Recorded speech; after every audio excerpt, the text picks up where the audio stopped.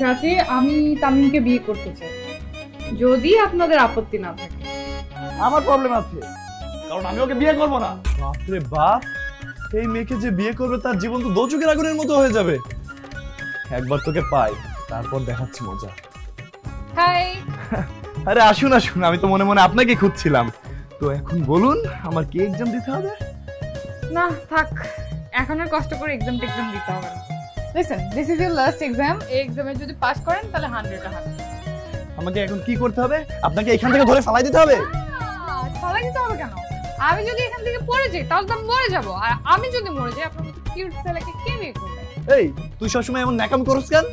কিন্তু আমার ভালো লাগে, ভালো করে এক্সামটা দিলেই তো হয় না। কোনো এক্সাম আমি দিতে পারবো না। তুই আমার বাসা থেকে যাবি, নাহলে থাপড়াইতে ধরে বাসা থেকে বাইর করবো। এই আপনি তো রসকসিন কেন বলেন তো?